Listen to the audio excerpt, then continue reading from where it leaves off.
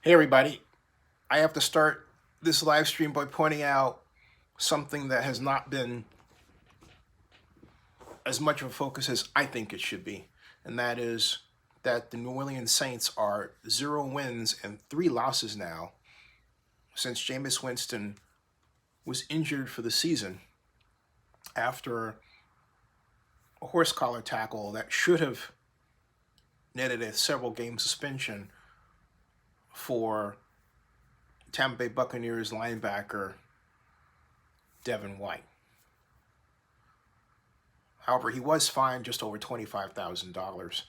But that injury that White caused to Winston and the cost he had to pay for it is not equal to the damage that has been done to the New Orleans Saints as a whole. So, score not one but several for the Tampa Bay Buccaneers, and what I continue to believe was a kind of a bounty against Winston. They wanted him off that team for the season by injury,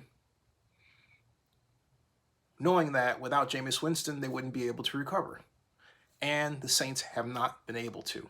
Oh, people are going to come up with different reasons to explain away what is the obvious, but it's inescapable. First, there was the idea that, well, Taysom Hill will come back and he will fill in well for Jameis. No, Taysom Hill has obviously a concussion problem that's preventing him from playing like he used to. Otherwise, the Saints, Sean Payton, head coach, would have put him in that position. It's not happening, and it shouldn't for that man's future.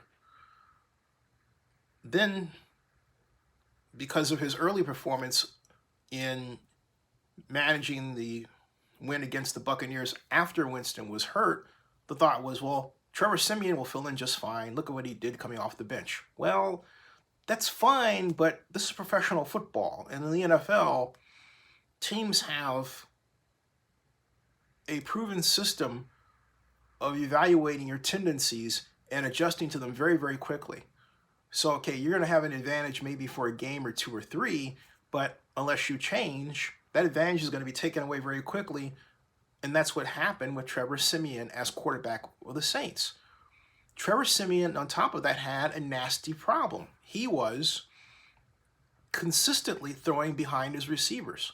They had to slow up far more often than not.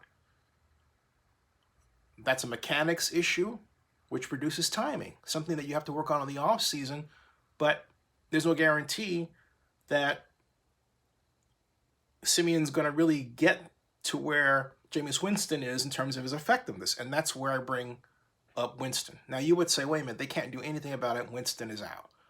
Well, they can do something.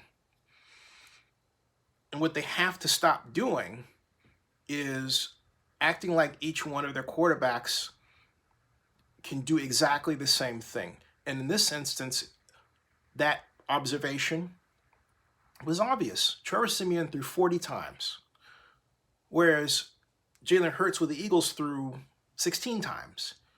He ran another 16 times. And the Eagles' top rushers all had double-digit run attempts.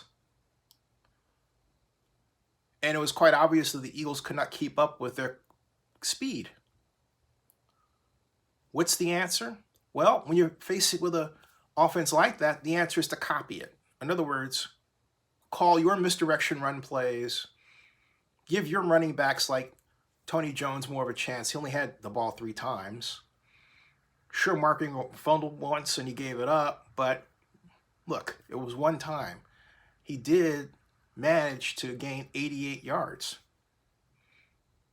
Mark Ingram's performance was the one bright spot in the entire contest, and he had a 5.5-yard average, but he didn't see the ball enough considering the fact they needed to keep it away from the Eagles, because the Eagles presented for the Saints that most ungodly of problems that you don't want to face as a defense.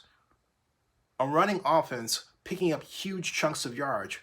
What does that spell? It spells not only first downs, but also clock winding down. You can hope to slow down the clock with your passing game, but if you're throwing downfield, you're not being effective. Simeon's 22 of 40 passes. Okay, 22 of 40 passes.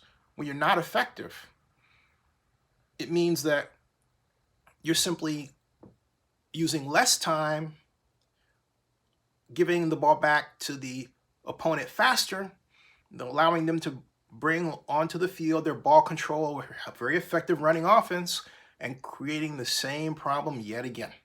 And that's what the Saints were doing. So Sean has to learn how to fundamentally change his approach when something isn't working. And the question is, can he do that in order to salvage the season? The other question is, when are the Saints going to simply stop fooling around with the Jameis Winston situation and sign him, at least to give themselves a path for what the future is going to look like? They have not signed Jameis Winston to a longer-term contract, yet it's clear that when he was there, the energy of the team was different. The offensive performance was different. They believed they were in every single game. Now, that's not there. And the difference between the 5-2 Saints and the 5-5 Saints is not so much night and day as it is Jameis Winston. That's the problem. So rather than put themselves back into a situation next year, who are they going to call on to replace Jameis Winston? Who are they going to have to retrain again? That's the question. Why continue to bet on unknowns? You have a situation where you have a franchise quarterback in Jameis Winston, a Heisman Trophy winner, one of the NFL's leading passers over his time with the Buccaneers and with the Saints. And yet you're dithering around with this contract. It's the most ridiculous thing I've ever seen. Well, no, it's one of them, okay? But the Saints have to stop fooling around with this Jameis Winston situation and with the schematic situation and understand what it means to really package an approach, not just for a person like, say, a Trevor Siemian or Jameis Winston, but also for a situation. And right now they're in a situation where they're not going to win effectively against running quarterbacks. Oh, and who's coming on Thanksgiving Day? The Bills and Josh Allen, who can run. Just like the Eagles' Jalen can, okay? So this is not going to end. They're going to continue to be in this situation and not going to have an answer. I think the Saints, if I were Sean Payton, I felt, hey, I'm in an emergency and I need to dig myself out of this. You know what I would do? I would reintroduce the wing T. That's right. With 3 running backs. Wing T out of a spread formation. Hey, Peter, how you doing? And the wing T would send the signal that they intend to run. But out of that, they can also throw. Hey, Peter, did you have some comment you wanted to make? I'm about to actually close this out real quick.